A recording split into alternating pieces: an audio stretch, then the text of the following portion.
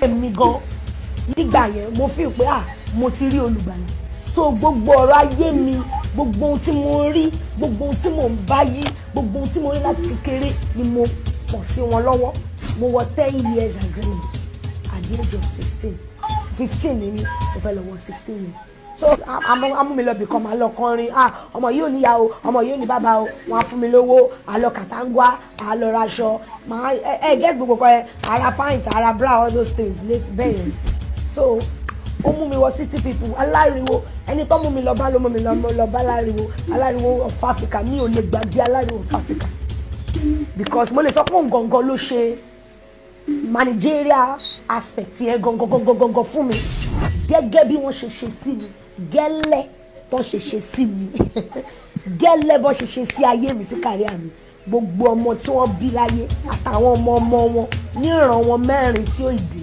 ọ 10 bẹ́ẹ̀ lọ́lọ́run á ṣe san padà fún àwọn náà fún mi lórúkọ torí pé mo ti rìn gbà yìí so torí mo ti rìn ẹ̀ náà ṣe wò nípa àfọ ẹni pẹ̀kẹ́ni then first album mi Lamentation 5/8 àwọn ni wọ́n fún mi ní orúkọ yẹn irú orin tí wọ́n á kọ àwọn náà fún mi so mo lọ studio bí ẹni tó ti enslave mentality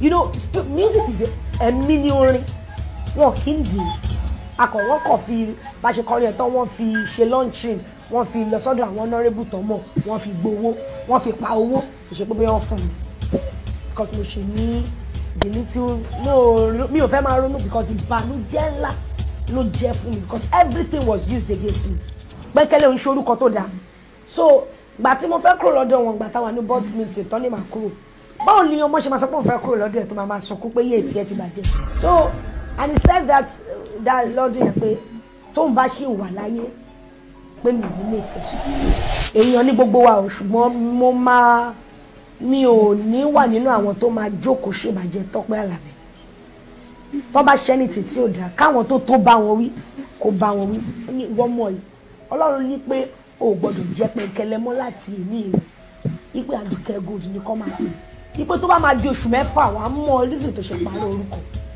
pé Tọ́pẹ́ Àlàbí ṣe change orúkọ mi from Àdùkẹ́ pẹ̀kẹ́lẹ́ Àdùkẹ́ Gold títí ayé ẹ̀yìn pé kò máa sọ̀rọ̀ sí Tọ́pẹ́ ẹ̀rí bá mi délé ẹ̀rí ìrìn aláàánú kan tí mo rí nìyẹn nígbà tí máa yìí lọ jí gbogbo ọ̀nà tó lọ bà mí jẹ́ pẹ̀lú evidences àwọn kan tí mo sọ fún mo sọ fún pé I was raped mo pè é mo jókòó pé mo ṣé wọ́n mi o wọ́n ti rape mi rí o ọkùnrin kan tó ń lé báyẹn nígbà yẹn òjijì lọ gbé máa yẹn ó ní pé kíyẹn wá ṣọ́ndà tó tún pé yẹn lójú ìbàjẹ́ mi kọ̀rẹ́ ń bẹ fún wa rí o tó dẹ̀ wà ní ọ̀rọ̀ ní Àṣàbíkẹ́ Gold pé mi ò kí ń compose. Julie King ó bá mi ó fi tipátipá bá mi sùn a mọ̀ sí rape ó sì rape Àdùkẹ́ náà tó jẹ́ iṣó inú ẹ̀kọ́ tí ẹni kankan ní àwọn òbí dáká sọ fẹ́nìyàn kan níwọ̀n gbà tán ti lérí pé àwọn gbọ́dọ̀ sọ fẹ́nikẹ́ni tá bá sọ fẹ́nikẹ́ni ikú ni ọ̀hún lànà ẹjọ́ ta ló fẹ́ kú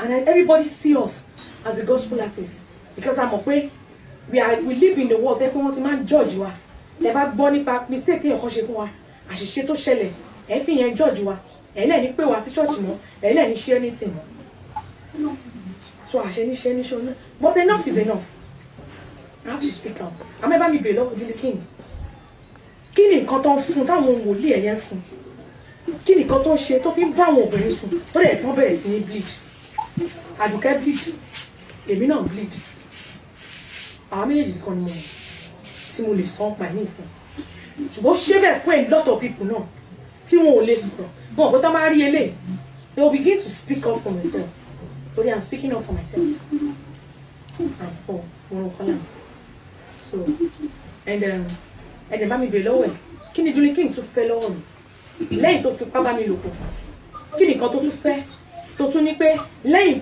o gbọ́dọ̀ tún fojú rí mi. Ọbàyé jẹ́ producer ó ti pẹ́ tó ti ń ṣe àmọ́ wọn pálábà ẹ̀ ti ségi lónìí enough is enough èyí tó silence mi tó I need to start speaking up láti àná ló ti bẹ̀rẹ̀ sí ní rányàn pé mi ò lè dákẹ́ mọ́ ó ti tì mí kàn gírí mo gbọ́dọ̀ sọ̀rọ̀ jáde kó sọ fún gbogbo èèyàn gbogbo ayé ẹ gbà mí láti àná ló ti ń fèèyàn trail mi gbogbo èèyàn ọmọ Nàìjíríà ẹ dákun ẹ ṣàánú fún mi o mi ò safe mọ́ ní Nàìjíríà ọmọ mi ò safe àtẹ̀mí àtọmọ mi àmọ́ tí nǹkan kan bá fi lè ṣe mí. ẹ gbọ́ ta ló rèpù Àdùkẹ́ Gold ta lẹni tí ó rèpù Àdùkẹ́ Gold ẹ mọ̀ níbo láyé lọ o níbo lóore níbo láyé lọ o níbo lóore o ìwà ẹ̀dá kan gógó níbo láyé ń rè o gbogbo ẹ̀yin tẹ́ bá wà in term of help lẹ́ni tẹ́ bá fẹ́ máa take advantages ẹni èèyàn torí pé fẹ́ help ẹ̀ àtúbọ̀tán yóò lè dára ta lẹni tó rèpù Àdùkẹ́ Gold gbogbo ẹnikẹ́ni tó rèpù ọmọ yẹn bẹ́ẹ̀ bá bímọ ogún láyé gbogbo àwọn ọmọ yẹn máa mọ sàárè wọn kẹ́dọ́ kò nínú ayé ni torí pé nǹkan yẹn máa jẹun tó ń ba ọmọ yẹn lọ́kàn jẹ́ tí ò lè sọ fún yàn ojoojúmọ́ dẹ̀ ni ògùn ẹ̀ ń dìde sí ṣùgbọ́n tí ohun àbàwọ́n wà lọ́kàn ẹ̀ gbogbo ìgbà tó bá ti lè rántí kíní yẹn ayé ẹ máa ṣe gàràrà ni olóbìnrin kan tún jáde lẹ́nujọ́ mẹ́ta yìí wọ́n pè ní Nífẹ̀mí Gold ó ní pé èèyàn kan rẹ́pù òun ó ní ẹnìyẹn náà ló rẹ́pù Àdùkẹ́ Gold ṣùgbọ́n mo rí òpònú kan nínú àwọn bloggers wa tó bẹ̀rẹ̀ sí ní pariwo ó fẹ́ cover ẹnìyẹn ni ṣé ẹni tí wọ́n rẹ́pù kò lè máa kó oníṣẹ́ kó wọ́n rẹ́pù òun ni àbíṣọ́ possible kíyàn máa parọ́ kó wọ́n rẹ́pù òun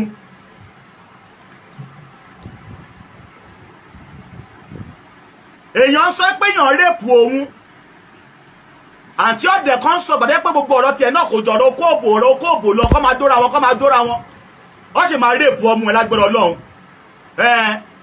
gbogbo tó jọ́bìnrin nínú fámìlì yìí wọ́n sì máa fokó ba òbó wọn jẹ́ èèyàn jáde ó sọ pé èèyàn rèpù òun ìwọ wá ń gọ́ ọwọ́ wá fún wa pé kò kíníyàn kìnnì kan iṣẹ́ ìwọ́ lọ́dún ẹ̀ ìgbà kan àwo kan ó mọ̀ pé àwọn promoter yìí nǹkan tí wọ́n fi ojú àwọn ọmọbìnrin tí wọ́n fẹ́ promote rí wọn ò lè sọ fún yàn ta àwọn promoters yìí tí wọ́n fojú àwọn female artists rí in fact ó ní agbára they can't send it out wọ́n lè sọ́ǹtà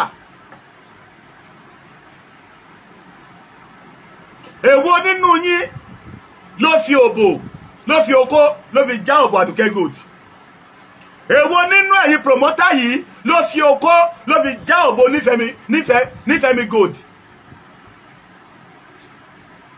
ẹ má ti lọ jìnnà màá pọ́sì fídíò kan sórí wọ́ọ̀lù mi sìn torí kẹ́mi tó ṣe analysis lórí iṣẹ́ mo máa ń wádìí ẹ̀ dáadáa on the street of Facebook náà láti pàdé àwọn fídíò èkíní àti fídíò ẹlẹ́ẹ̀kejì màá pọ́sì ẹ̀ tí bá dé kó lórí online yìí màá pọ́sì fídíò ẹ̀ sórí platform mi ẹ lọ́ máa wò ná.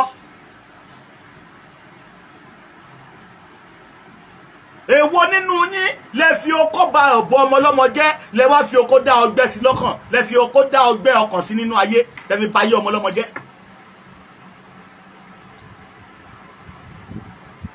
ẹ torí pé fẹ́ promote àwọn ọmọ tí wọ́n báyìí tí gbogbo lẹ̀ àwọn ọmọ kan dẹ̀ wà nínú olórin yẹn tó pé wọ́n lẹ́ni pọ́bù làwọn fẹ́ fi ṣe bí ìrùwèrè kan báyìí gẹ́gẹ́ kan Zion yẹn ọmọ Zion yẹn ọmọ yẹn dòfó olóko Zion kíní kan Zion àbúrò kan ọmọ gẹ́ẹ̀ náà irú àwọn yẹn wọ́n lẹ́ni kí promoter àbí mẹ́jọ dú àwọn fa òbò wọn ya nítorí pé wọ́n fẹ́ promote àwọn tó máa promote wọn bẹ́ẹ̀ àwọn ọmọ kan wà wọn ò fẹ́ rárá wọ́n ọ́bìlì pé káwọn ṣiṣẹ́ ọwọ́ wọn káwọn kówó wọn owó yẹn fún yín ṣùgbọ́n tó bá ti rí ọmọ ọlọ́mọ tó ń rèdí bí kò fokó ba ìdí ẹ̀jẹ̀ ni lágbára Ọlọ́run gbogbo ọmọ yín obìnrin wọ́n máa rèpù wọn pẹ̀lú àṣẹ Ọlọ́run gbogbo ẹ̀yin tẹ́ ẹ̀ tó ní pé fẹ́ promote àwọn ọmọ ọlọ́mọ tẹ́ ẹ̀ fi okó já wọn nídìí tẹ́ ẹ̀ fi okó ba òbó wọn jẹ́ tẹ́ ẹ̀ fi okó dá egbò sí wọn lóbò ayé yín máa bàjẹ́ tọmọtọmọ ni. ọmọ tó jáde tó ní social media tó ń ti wheelbarrow àbí kí lọ́dọ́ tó ń ti kẹ̀kẹ́ yẹn tó jókòó gẹ́gẹ́ ń dùn yẹn Nífẹ̀mí Gold yẹn ọmọ yẹn dídì jáde sí online ni wípé èèyàn kan báyìí bóhun sùn wípé òun náà ló kó bá kíní náà sùn ṣé kò ní rí ló máa sọ ni àbí ó possible kí ọdẹ máa parọ́ pé èèyàn bóhun sùn èèyàn ọdẹ bá sùn tó possible ni kò possible. ẹ̀yin wòlíì tẹ máa ń lẹ́pọ̀ mọ́ àwọn promoter tẹ́ fi ń bayé wọn jẹ́ ọwọ́ mi máa tó tẹ̀yìn ọwọ́ mi máa tó tẹ̀yìn ẹ̀yin wòlíì tẹ máa ṣe hanky-panky pẹ̀lú àwọn promoter tẹ́ ń bayé àwọn ọmọ upcoming artists yẹn jẹ́ bí ìgbé ayé yìí ṣe máa bàjẹ́ ẹnu ẹ̀lẹ́yìn náà wà yẹn ẹ̀yin náà lọ wò ó lójú ọmọ wòlíì tẹ́ máa rí tó ṣoríire bí kọjá willigans kọjọ́ ọmọ ọ̀tá gbogbo ọmọ pásítọ̀ ọmọ wòlíì ẹ lọ wò wọn ìgbà tó yẹ pé yìí náà ń ba yé àwọn ọmọ ọlọ́mọ jẹ́ ẹ̀ ń ba ìgbéyàwó onígbéyàwó jẹ́ ìyàwó oníyàwó àwọn prayer ẹ fọwọ́ rò ń dì ẹ fọwọ́ rò lóbò ẹ bá sùn ẹ máa bilí pé kò lè kọ̀kú tó bẹ̀ kó sọ fún yàn ta ẹ̀yin big pastors yìí dẹ̀ ni ẹ̀yin big pastors yìí fáìlì yìí máa tó dé orí tébù mi ẹ máa ríran wò àìmọye àwọn ọmọbìnrin artist yẹn ló máa ń jẹ́ kí n mọ̀ ń gbàgbà báyìí ni promoter wọn kíníyàn kìíní kan ó yàwẹ̀ bóhùn sùn kò wá ṣe pé ká ṣe lẹ́ẹ̀kan irọ́ o ẹ fẹ́ máa ṣe gbogbo ìgbà ẹ̀yin dẹ̀rẹ̀ àrùn kún gbogbo ara yín tìbà bíi gonorrhea gonocaco staphylococcus standard clemaco staphylococcus ẹ fẹ́ bẹ́lẹ̀ sùn ẹ rántí ẹ rọjọ́ ọ̀la torí wọ́n nídìí help lọ́wọ́ yín you can't do your help freely until you do trade by barter you collect the atoto before you ṣàánú wọn gbogbo owó tó ṣe bẹ́ẹ̀ o lè ṣoríire wọ́n fẹ́ ẹ pàdé mi lórí wọ́ọ̀lù mi sìn máa post àwọn fídíò kan fún yín níbi tí Àdùkẹ́ Gold fún rẹ sọ pé wọ́n rẹ́pù òun náà sọ fún ẹni pé wọ́n rẹ́pù òun ó mà ṣe o ó mà ṣe o ó mà ṣe o ó mà ṣe o kò burú àṣebàjẹ́ continue ẹnu ẹ ló wáyé kíyèsí ọlọ́run ń bọ̀ kankan láti sọ fún èmi àti ẹ gẹ́gẹ́ bí iṣẹ́ ọwọ́ wa ti rí ìbàjẹ́ dáadáa lájọ́ ń ṣe ọlọ́run máa sọ fún wa ìbàjẹ́ búburú lájọ́ ń ṣe ọlọ́run máa sọ fún wa gbogbo àwa tádì fi ọ̀nà ọ̀kan tàbọ̀ náà kejì fi rán ọmọ ọlọ́mọ lọ sọ́run alákejì ìwọ náà máa rí bínú ọlọ́run lọ́jọ́ kan mo náà rí bínú ọlọ́run lọ́jọ́ kan torí ọmọ ọlọ́mọ ní ìrànlọ́wọ́ ládọ̀dú ẹ ọ̀bí mo rántí ìgbà tẹ́mi nígbà kan náà ìyóò ṣì kan ní mẹ́ran torí èmi òwò ṣọ́ọ̀ṣì ẹ gbàgbé ṣọ́ọ̀ṣì ọkàn mi ní ṣọ́ọ̀ṣì mi báyìí ìyá yẹn á dẹ̀ máa torí wípé ó fẹ́ ẹ̀pù mi ìgbà yẹn mo ti ní ṣọ́ọ̀ṣì tí bá fẹ́ lọ orókè májẹ̀mú ń gbà yẹn mo sọ nípa almost 10 years ago tí wọ́n fẹ́ lọ orókè májẹ̀mú ń gbà yẹn a máa fẹ́ ṣe pósítà a máa fẹ́ ṣe àmọ́ gbogbo fẹ́fẹ́rìtì a máa fẹ́ pósítà a máa fẹ́ ṣe aṣọ a máa fẹ́ ṣe pure water bottle water nǹkan mo ní ìyá kan ní mẹ́rán gbà yẹn ìyá yẹn tó bá fẹ́ ń bá kọ́kọ́ ní kí wá dóbò ní ìyá àgbàlagbà èmi náà dẹ̀rẹ̀ nígbà tí mo mọ̀ pé mo nílò ẹ̀ má lọ dóbò adédè olóṣó ọkùnrin tí bá fẹ́ yẹ pósítà má dóko pósítà tí bá fẹ́ yẹ pósítà ìyá yẹn á dó mi á fẹ́ dó mi pa èmi náà kọ́ ló ń ṣàánú mi àdódùn tọ́lọ́run ti ṣe sí mi lókun láti kékeré yìí kọ́ ló ń ṣàánú ayé mi àti kékeré yìí ni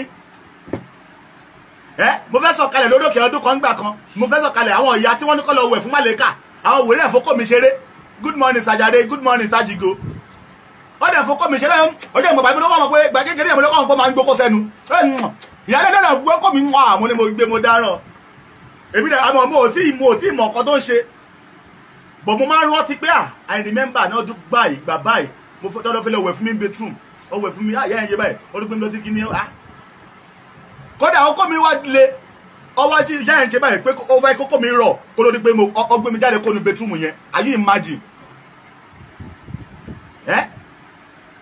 ìyá yẹn wà mẹ́rọ́dún kún sí kọ́lọ́ àkúdú kú ẹ̀rọ náà rún ìyá ti jẹ́ ọmọ ológo gan o ìyá ti jẹ́ ọmọ ológo gan àti dúpẹ́ fi mí rẹ́rìn wàláì gbogbo ọmọ tó bá ti lógo tí ò ní sọ́pọ́tà tó fẹ́ ṣàánú ògo ẹ̀ ògo yẹn máa wọnú ẹrẹ̀fọ̀ á wọnú àbàṣà àfi tí Ọlọ́run bá fẹ́ jẹ́ kí ògo yẹn dìde nìkan ló kù bírú àwa yìí tí nǹkan tójú wá ti rí la fẹ́ sọ ni God bless you jàre Adékúnlé Rilwan tí nǹkan tójú wá yìí ti rí la fẹ́ sọ ni ọ̀rọ̀ tí mo sọ mo fi Ọlọ́run bá búra tí bá parọ́ kí n kú lẹ́ni tó ẹ̀ pọ́nrọ́ ni mo pa kíkú pa mí lẹ́ni ìjọba òótọ́ ni mo sọ kọ́lọ́run kó tó wá jọ kó lè ṣàánú mi torí mo sì ń jẹ̀yà báyìí ọmọ ológo ń jẹ̀yà o kì má kú sínú ìyà ni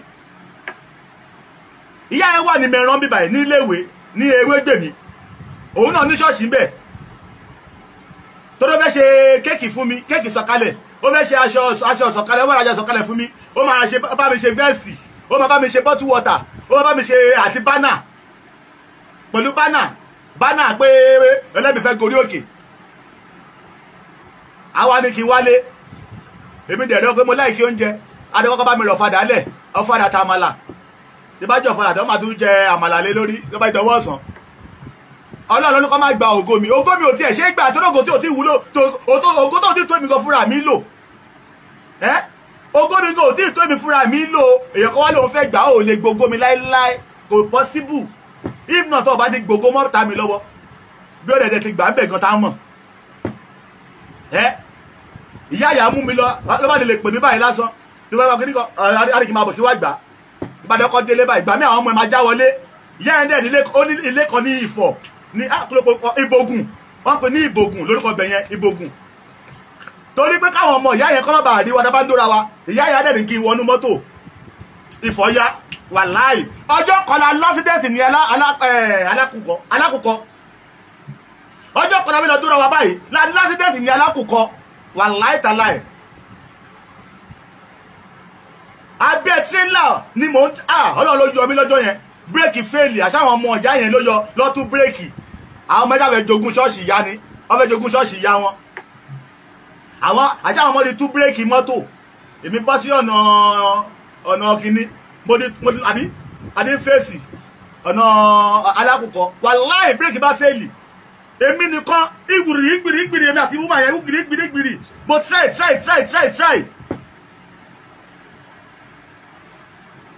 mo try kí kàmájà wọ abẹ́ tírélà yẹn. Ẹ wo ọ̀rọ̀ tí mo ń sọ yìí, mo fi ayérayé búra, mo fi gbogbo nǹkan tí mo ní láyé mi fi búra, mo fi gbogbo tí máa dà láyé mi fi búra. Òdodo ọ̀rọ̀ ni mo ń sọ, Jésù ọmọ Ọlọ́run gbọ́.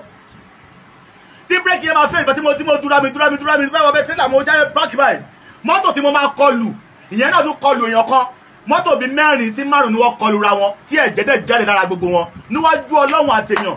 Ẹsẹ̀ mi nìkan mo fi ṣèṣe. Ẹ̀rí àti mo gbé sínú mọ́tò ó gé lórí ó gé láyà ó gé gbogbo ẹ̀. Àìsàn yẹn ló pa ìyá yẹn torí pé ó ní diabetes, so gbogbo ibi tó ti gé yẹn tó ti gé lára yẹn wọn tètè rí wọn ò rí tọ́jú. Nǹkan yẹn wà nǹkan tó pa àkútú kú ẹ̀ lọ́nà ọ̀run olórí burúkú ìyá wèrè. Kẹ́ ẹ̀pù èèyàn nọ́mà lè ẹ̀pù èèyàn nọ́mà àfi kí n mọ́kọ́ wá gbogbo style dẹ̀ ni mo mọ̀ bí arúgbó ti ń gùdù. Àtúnṣe báyìí àtúnjọ ẹsẹ̀ bá tún yọ báyìí wọ́n ní ẹ gbà mí lọ́wọ́ ìyá yìí mo kú o. Ẹ gbà mí mo kú o bí màá bí ìbàdàn ṣe kò ní fún mi lọ́wọ́ bánà kò ṣe bánà fún mi kò ní ṣe pure water fún mi torí mo fẹ́ godo àbí can you imagine. Àwọn ẹ̀dá kan wà nínú ayé tó jẹ́ pé wọn ò lè ṣoore fún ẹ lọ́fẹ̀ẹ́ àfi give and take. Oko máa rọ kọ́lẹ́tì ni oko ò ní rọkẹ̀. Nǹkan bẹ nínú ayé kọ́lọ́run ṣàánú wa ni ẹni tó bá rí ló lè sọ. Ẹ orú tèmi ń sọ lónìí nítorí pé Ọlọ́run ti yọ mí kó nínú àjàgà yẹn ni, Ọlọ́run ti yọ mí kó nínú pírọ́blẹ́mù yẹn, ó dún fohun tó dára dùn mí nínú. Èyí tó kù tí mo fẹ́ ni kọ́lọ́run ó ṣe fún mi. Ọmọ àlùbáríkà ìyàwó olóríire àtọmọ àlùbáríkà kọ́lọ́run kó yọ̀ǹda ẹ̀ fún mi pẹ̀lú àṣẹ Olódùmarè.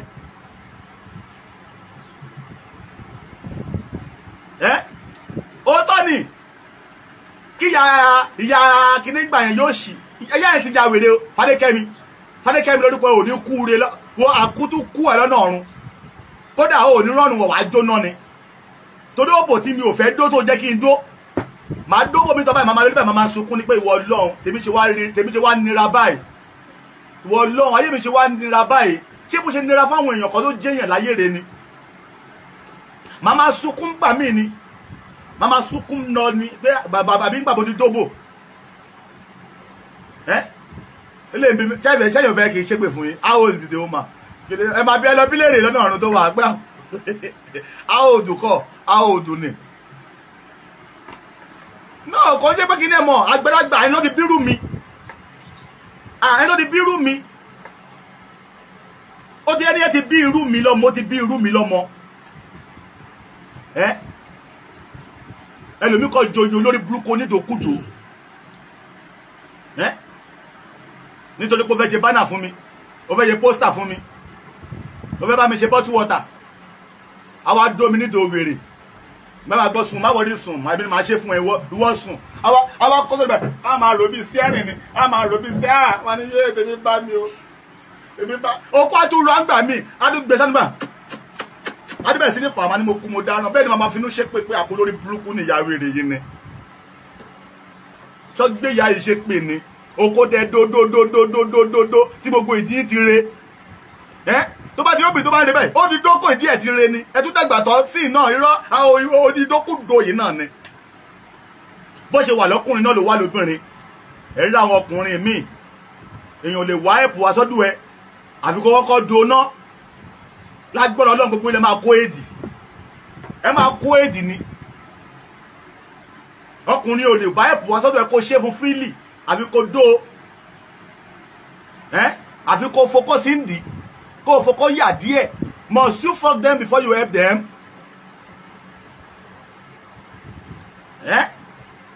ọlọ́run kó jọ kó ṣàánú wa èmi mọ ojú mi ti rí mo mọ òwe tí mi ti gbọ́ èmi mọ ojú mi ti rí lọ́wọ́ àwọn olófo èèyàn mo mọ òwe tí mi ti gbọ́ lọ́gbọ́n lọ́gán tó dé olùgbàlà láyé mi létò ọlọ́run kò tí ì dé sáyé mi lọ́wọ́ tọ́lọ́run bá dé ni finally kò yẹ kí n ní dààmú mọ́ láyé mi ẹ wo nǹkan tí ojú ọmọ ológo ń rí nínú ayé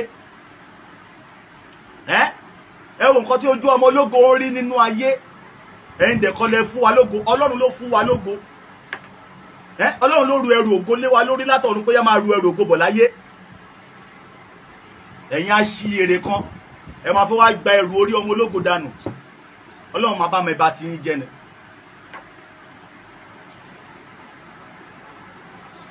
They cannot help person freely until you judge wò bó ẹ̀ ọgbẹ́ ẹ̀yin ṣe pè ní ẹ̀yin tẹ̀ ń ṣerú ẹ̀ eré yín burú ni.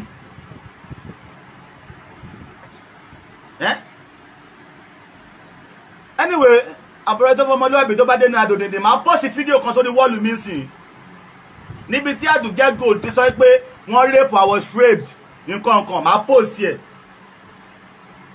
máa yẹ pọ́sì fídíò obìnrin Níkẹ́ Gold àbí Nífẹ̀mí Gold tó ní pé èèyàn kan rape òun máa dún pọ́sì ẹ̀ náà kí n tó wá ṣe full program lórí ẹ̀ ẹ yẹ káwọn èèyàn kọ́kọ́ wo kíní yẹn náà kọ́ analyse lórí ẹ̀. èyí ni láti sọ fún gbogbo ẹ̀yin olóríire obìnrin tó wà níbí tẹ́ fẹ́ fẹ́ ọkọ pé mo sì sí ń gú o ẹ dákun ẹ ṣàánú mo wá obìnrin tó wà òkè.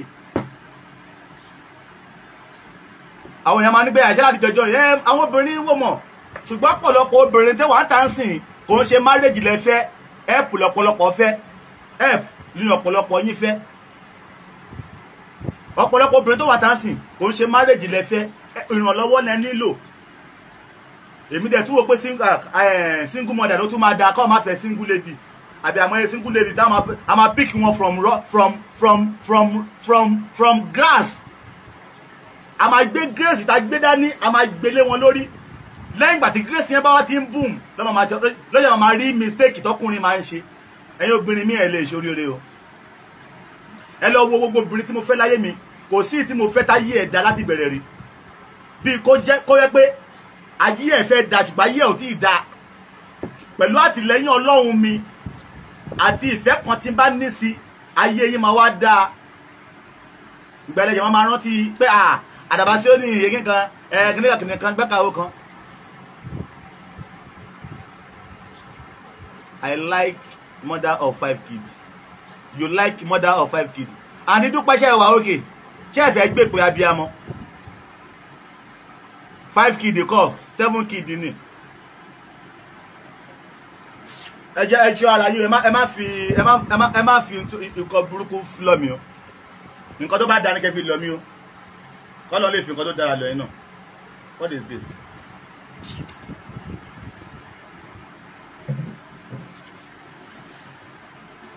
kọ́lọ́ ti ní Àní Dúpẹ́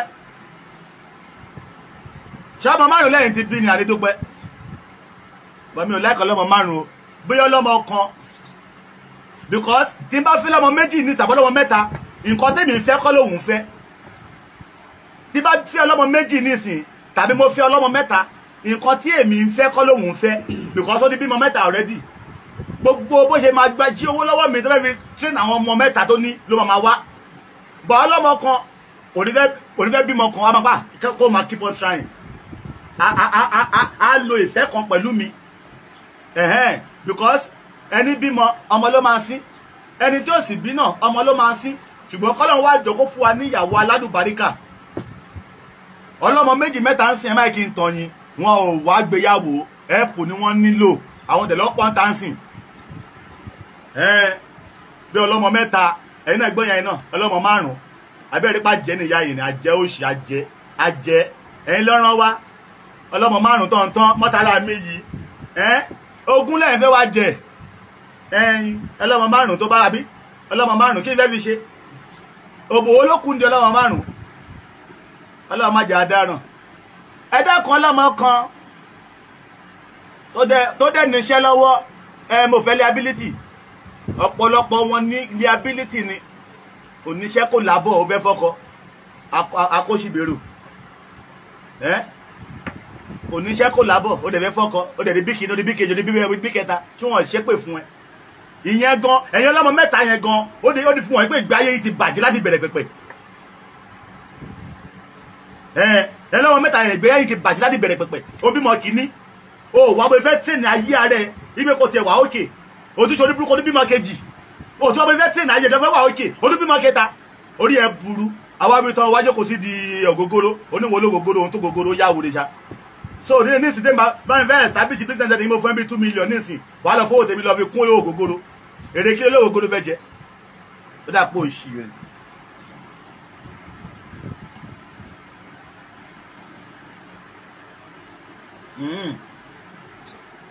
5 children won't pack all your money.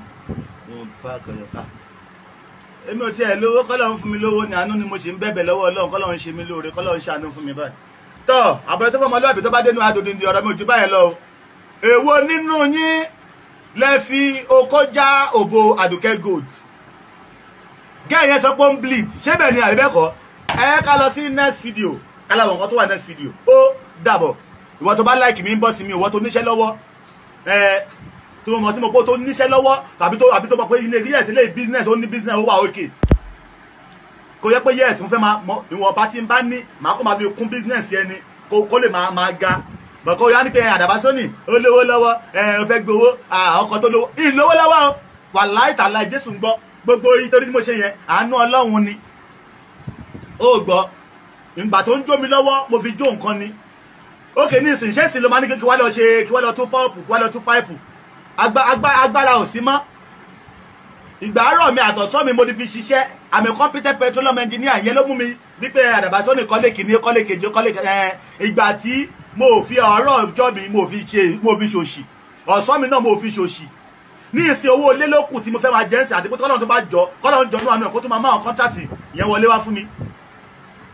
Bọ̀ pé o wá fẹ́ lówó bó ṣe lówó tẹ́tẹ̀lẹ̀ owó payẹ́ lówó ń gbà yẹn pàwọ́ fẹ́ rí bẹ́ẹ̀ irọ́ kò wọ́ọ̀kì because àwọn petroleum pump tá a bá ń fi owó kún fáwọn buyers ní ìsìn anybody ló lè rà fún rẹ̀ tó bá jọ tó ní internet ní ìsìn tó bá kọ́ tẹ petroleum pump by seller ọmọ àgbẹ̀ gbogbo àwọn tó ń sẹ́ẹ̀lì wá fún ẹ pọ́ọ̀pù tèmi tà fún ẹ ní 2 million tẹ́lẹ̀tẹ́lẹ̀ tí mo dẹ̀ rà ní 1 million ìwọ kan ti mọ ẹ tí wọ́n ń tà ẹ dákun èrè wá dàmọ́ gbogbo gbà ẹ dẹ̀rẹ̀ àwọn tí wọ́n ṣe petroleum engineer àwọn ọ̀pọ̀ ní ìsìn èrò ti pọ̀ nídìí iṣẹ́ petroleum engineer àwọn atọ́lọ́run ti gbà fún gbà yẹn láláàánú gbà ní ìsìn owó ilé mo fi ń jẹun ilé tí mo kọ́ sẹ́kọ̀ọ́ àti tí mo kọ́ kiri tí àwọn tẹ́nàtì mo dúpẹ́ lọ́wọ́ Ọlọ́run àánú mo rí gbà mi ò lówó lọ́wọ́ so ọjọ́ tí mo bá gba 1 million lọ́wọ́ tenant business tó mọ̀ pé òun ṣe ó wà òkè tí mo lè fi bí 800,000 sí kí n fi kún fún ẹ irú 200 tó kù káàdọ̀ fi lóúnjẹ sílé ọ tenant mi bá tó sanwó àátòpin màá tó fi wà tó fi ra ṣọ́ọ̀bù kò wá ń ṣèwọ́ tí màá máa boost yẹ tán tó máa dókó ẹgbẹ̀gbẹ̀ wàláhì mágùn ni ó pa ọ́ mọ́gùn ni ó pa ọ́ ẹ lọ wo gbogbo ọ̀pọ̀lọpọ̀ obìnrin kan wà tẹ bá lówó lọ́wọ́ tó lè máa sọ pọ́kùnrin kò fìtì yín tọ́lọ̀ bá máa báyàn báyé yín jẹ́ ìgbàdẹ́ fọkùnrin yẹn lẹ̀ yẹn ọkùnrin yẹn á tún wá ṣe oríire bíi tèmi yìí ìgbà táwọn fámílì ìyàwó mi sọ pé ìyàwó mi ló ń bọ́ mi ayé ọ̀tá mi máa bàjẹ́ láàrin oṣù kan oṣù méjì àánú oṣù kan oṣù méjì tọ́lá ọ̀tá mi máa bàjẹ́ ìgbàdẹ́ Ọlọ́run wá ṣàánú mi tí mo kọ́lé kìíní kọ́lé kejì kọ́lé kẹ̀kà yí àbí àánú Ọlọ́run ni àánú Ọlọ́run ni ìgbà táyé sọ pé tán Ọlọ́run gbọ́ràn lọ́wọ́ ẹ̀ dìde níbi táyé sọ pé àwọn fẹ́ ba tiẹ̀ jẹ́ àánú máa gbé ẹ̀ dìde pẹ̀lú àṣẹ Ọlọ́run. Is anybody entitled to any house that was built by Agbala Gabriel, to anybody that will look for help through Agbala Gabriel. Torí ológun dúdú, dádì ológun dúdú ẹbọ bí ẹbọ yín. Àwọn àgbà kan wà tó jẹ́ pé ẹ lè rí wọn nídìí nǹkan tó dára àfìdí ìbàjẹ́, ayé ìbàjẹ́ ni wọ́n wá. Àwọn àgbà kan wà tó jẹ́ pé oko ìbàjẹ́ ni wọ́n máa ń ro nínú ayé tiwọn. Good morning mọ́mí Tókunbọ̀. Ẹ jọ̀ọ́ nítorí Ọlọ́run yín fáǹsì mi ẹnu bàbá yín gbẹ o. Ẹ bá mi sẹ́ndì obìnrin tí obìnrin sínú ó pè mí ẹ dákun ẹnu gbẹ. Ẹ̀nà pé dání bá ti gbẹ báyìí orí náà máa ń gbẹ ẹ̀nà dípò orí gan ti ń gbẹ. So ẹ dákun ẹ má yẹ kó rí gbẹ o ẹnu gan ti ń gbẹ o. So ìbẹ̀rẹ̀ nǹkan ni mo ń lọ. Thank you ẹ̀yin givers mi. Ó pè mí náà ní 080 6 mẹ́ta 82 87 4 080 6 mẹ́ta 82 87 4 ó pè ní ó pè ẹ bá mi ṣe síbẹ̀. Thank you so much. Àwọn àgbà kan wà tó jẹ́ pé nílé ayé wọn ò kì í sí nídìí nǹkan tó dára àfìdí ìbàjẹ́. Ó dẹ̀ ti wà nínú ayé wọn láti kékeré. Àwọn àgbà kan wà tó jẹ́ pé wọn ò ní ìmọ̀ràn tó dára tí wọ́n fẹ́ gba ọmọ lẹ́yìn wọn àfi ìmọ̀ràn àìdá. Good morning sir, good morning ma. Àwọn àgbààgbà kan wà bóyá wà lọ́kùnrin náà lọ́wọ́ lóbìnrin o tó jẹ́ pé they don't have good thoughts in their mind. They don't have good advice in their mind. They don't have good plans in their mind. Example like Ológun Dúdú. I don't want to come out for this program. I don't want to say anything about it before. But mo rí pé ó dà pé tí mo bá sọ̀rọ̀ lórí ẹ̀ kò dára. Torí àwọn tí wọ́n ti ń sọ náà àwọn náà ń sọ but làákàyè gbogbo wa ọ̀tọ̀ọ̀tọ̀ ni. Làákàyè tèmi máa fi sọ kọ́lá ọ̀pọ̀lọpọ̀ máa fi sọ. Ẹ wá wo nǹkan tí Ológun Dúdú dálẹ̀ báyìí. Ẹ máa wo final judgment tèmi báyìí o. Final judgment mi lórí gbogbo èyí tí Agbala Gabriel tó kọ́lé fún. My final judgment lórí gbogbo èyí tí Agbala Gabriel tó kọ́lé fún tí ó help. Mo ṣe ń bọ̀ lórí judgment yẹn. Daddy Ológun Dúdú, can you see yourself? Daddy Ológun Dúdú, can you see you are a useless father among good father? Ẹ di lójú ti àwọn ọmọ tó tara yín jáde báyìí nípa ìwà burúkú tẹ́ ń wù yìí. Ìwà orí burúkú tẹ́ ẹ wù tó lórí burúkú yìí fi sá lọ sílùú òyìnbó tí ẹ lè wá sí Nàìjíríà mọ́. Tẹ́ ẹ máa padà ẹ máa kéwì ìwèrè tẹ́ ẹ máa fi ewì ìwèrè bá ìlú Nàìjíríà jẹ́ fáwa Nigerians. Ológun Dúdú ìjọba kìíní kan olórí burúkú ẹ máa dá wàhálà lẹ̀ wá máa sá lọ. Ó ṣe kọ́ ewì ẹ ní Nàìjíríà kó dúró sí Nàìjíríà. Wàá fi ọ̀rọ̀ ewì ìwèrè ẹ wàá fi dá wàhálà lẹ̀ láàrin àwọn òṣèlú Nàìjíríà àtàwọn Nigerians. Rome was not built in a day. That UK, America you people were running to, it was not built in a day. And nítorí pé àwọn ará ìlú bẹ̀ wọ́n support àwọn òṣèlú bẹ̀ òun lè kí ìlú wọn kó nítumọ̀ kó lógo nínú. Ẹ̀yin tẹ́ ẹ jẹ́ ọmọ Nàìjíríà ṣé olórí burúkú tẹ́ ẹ ṣe yìí wọ́n olórí burúkú tẹ́ ẹ wù yìí ṣó lè jẹ́ kí development kó dé bá Nàìjíríà? Ológun Dúdú from the day one tí mo mú ẹ àfi kó máa fi ọ̀rọ̀ burúkú ọ̀rọ̀ àtàǹfàǹchà kó máa fi dá wàhálà lẹ̀ láàrin àwọn òṣèlú Nàìjíríà àti Nigerians. Olórí burúkú ni yín sà. Olórí burúkú ẹni tó ń gbéṣẹ́ pè ní yín bàbá. Ẹ bọ́ síta èmi ò tiẹ̀ mọ̀ pé ẹ ti ń ṣiṣẹ́ ọ̀fẹ́ ẹ ti ń ṣiṣẹ́ tí ò ní tùǹgbà tíṣẹ́ yóò pé yín mọ́. Èèyàn ò lè tájà erùpẹ̀ kó má gbowó òkúta. Iṣẹ́ yín ò yàbí àrékèrèkè it can never go for long. Ó máa padà bring gum down lọ́jọ́ kan ni. Can you see now that your orí burúkú is not fetching you money again? Now you are doing record freely to those that didn't send you message. Ẹ̀rí pé ti ya wèrè. Bàbá Ológun Dúdú. Ẹ̀rí pé ní àrùn ọpọlọ. Now you can't produce any of Baba Suebebe family that asks you to go and do the video. You can't produce them. Instead you are saying rubbish. Ẹ̀rí pé ti wọ wèrè nínú àwọn ọkùnrin láyé.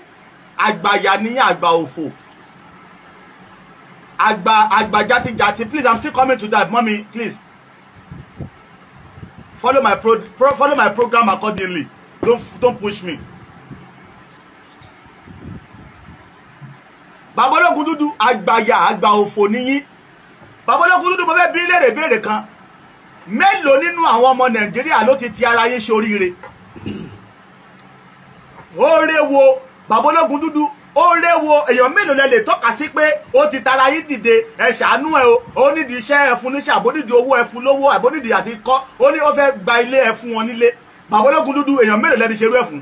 Ẹ ní àkọsílẹ̀ tó dára, àfi ìwà àbàjẹ́, ìwà dalérú, àgbà òṣì níyín, àgbà òfò, àgbà tí ò tó lé. Báwo ni ran ayé àwọn ọmọ yín ṣe fẹ́ rí pẹ̀lú wà owó ọyẹ yìí? Ẹ wá ń pariwo Àgbàlá Gabriel, àwọn ọmọ bàbá Suwe Bebe ń bèrè ogún wa, olórí ibú ara yín. Èwo nínú àwọn bàbá Suwe Bebe tó wá bá yín wípé o dádì o dákun ẹ gbà wá o lọ́wọ́ Àgbàlá Gabriel, èwo ló mú ọjọ́ wá bá yín? Ẹ kàn jóye àgbà òfò. You have no good foundation. You are a useless father. You are a useless fellow. If not, you are a useless man. How will you leave your Nigeria and go to another people's country to be blackmail your country? Ajoni dududu korinde madele. You are still coming to Nigeria at the airport. Lomadi gba ẹsẹ̀ wọn. So lórí ẹ ti dàrú ni. Kí ni èrò yín lórí Àgbàlá Gabriel? Kí lẹni ẹlẹ́ni ṣe fún yín ná? Ẹ̀yin ọ̀rọ̀ ọmọ kékeré tó ṣoríire ni. Àbọ̀n ló bà ti yín jẹ́, káyé yín má dáa. Àgbàlá Gabriel ló bà ti yín jẹ́ ni. Ẹ̀yin àgbà òfò yìí, àgbà wèrè, àgbà ọ̀sìnwín. Ológun dúdú, my name is Adabasioni. I will be coming out for you back to back. Tó bá bí yín re, ẹnu ṣe fídíò lórí burúkú kan bẹ́ẹ̀ yẹn. Ẹ rí pé fídíò yín ò tà mọ́. Ẹ ṣe oríire nídìí fídíò yín mọ́. Ó wá kú ká máa fi blackmail àwọn èèyàn kiri ilẹ̀. Àgbà òṣì, àgbà játijàti. Now, ológun dúdú di kọ́ọ̀sì báyìí o. Adabasioni want to break the table. Listen to me, everybody. Gbogbo ẹni tí Àgbàlá Gabriel tó kọ́lé fún nínú ọgbà, tí ẹ bá ti kú, nobody is entitled to that house, to that property. The property is belong to the church. Take it or you leave it. Adabasioni is breaking the table from now. I'm breaking that table from now. Gbogbo ẹni tí Àgbàlá Gabriel kọ́lé fún, you are not entitled to that house in that Àgbàlá Gabriel territory. The property belongs to the church because Àgbàlá Gabriel fans contributed the money that was used to build that house. Where are your family that contribute the money? Do any of your family contributed any money for Àgbàlá Gabriel to build a house for you? Àgbàlá Gabriel fans, the people that Àgbàlá Gabriel were praying for, àwọn ni wọ́n support àti wọ́n send owó sí Àgbàlá Gabriel wípé àwọn ènìyàn nídìí ìrànlọ́wọ́ o nǹkan kan tẹ́ bá wá sí ṣọ́ọ̀ṣì Àgbàlá Gabriel ṣá lè máa sùn sínú ṣọ́ọ̀ṣì. Òun ló fi àwọn tọ́lọ́run yàn tí ló fi sọ lọ́lọ́run ṣe gẹ́gẹ́ bí olùrànlọ́wọ́ ẹ̀ láti máa help àwọn èèyàn tó bá wá sínú Àgbàlá Gabriel. So ẹ wá fẹ́ máa jáde nínú Àgbàlá Gabriel kẹ́ máa kó lọ. No room for that. Now I'm passing this to everybody, every one of you. You cannot expect Àgbàlá Gabriel to help your father or help your mother and still helping you children after the death of your father or your mother. Are you crazy? Do Àgbàlá Gabriel your father? Do Àgbàlá Gabriel your mother? Do Àgbàlá Gabriel your father or do Àgbàlá Gabriel your mother? You are not capable enough to take care of your family. Àgbàlá Gabriel will help you people to take care of your family. At the end of the day, you will be asking him for ilé tí wọ́n kọ́ fún yín dà, ilé tí wọ́n kọ́ fún yín wọ́ wòrè ni. Bàbá àti ìyá yín tó ti fi àárọ̀ ọ̀sán alẹ́ wọn ti ṣorí burúkú, tẹ̀yìn ọmọ náà ṣorí burúkú tí ẹ lè support àwọn òbí yín. Èèyàn wá help yín, ó support àwọn òbí yín kọ́ bá bàa kú sínú òṣì. Ẹ tún wá fi máa disturb ẹ after your father died or your mother died. Nobody is entitled to any house in Àgbàlá Gabriel territory. Take it or you leave it. Olórí burúkú lẹ́yìn tẹ́ bá ń wá tẹ́ bá ń ṣerú ẹ̀.